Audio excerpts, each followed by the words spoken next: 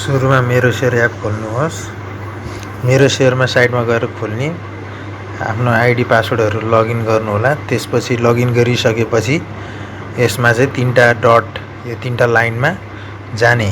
तीनटा लाइनमा गइसकेपछि तपाईले चाहिँ अनि माई पर्चेस सोर्समा गर्ने।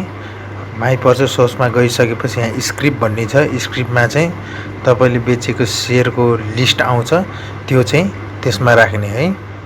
जस्तै एसआइपिडी मैले अघि बेचेको सेयर, अगाडिको चाहिँ मैले एउटा गरिसकेको छु। सर्च गर्ने, अब यसमा यस्तो आउँछ इन्टरफेस। यसमा टिक लगाउने अनि फेरि प्रोसिड गर्ने अनि यसलाई फेरि टिक लगाउने अप्सन आउँछ, अपडेट गरिदिने।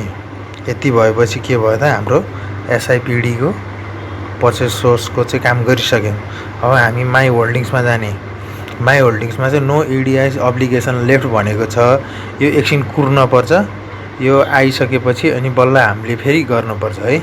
यो अहिले हामी कुरौँ ल। 4-5 घन्टापछि चाहिँ बल्ल मेरो यो माई होल्डिङमा चाहिँ देखाउन थालेको छ।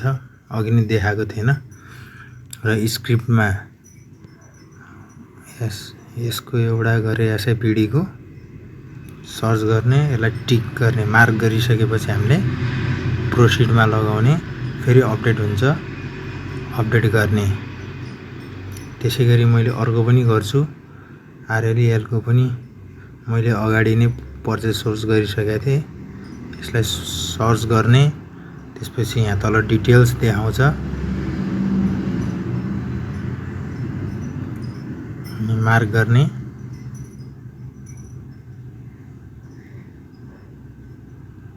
प्रोसिड गर्ने, फेरि यसलाई टिक लगाएर अपडेटमा राख्ने। अब यति गरिसकेपछि अब हामी केमा जाने त, माई इडिआइएसमा जाने, ट्रान्सफर सेयरमा जाने, भ्यू डिटेल्समा जाने। अब यसमा दुईटै टिक लगाउने र एकचोटि हेर्ने आफूले।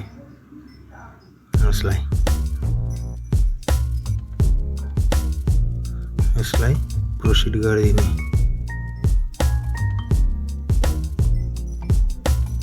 अनि फेरि कन्फर्म गर्ने र यसरी हाम्रो चाहिँ सक्सेसफुल्ली भनेर चाहिँ आउँछ।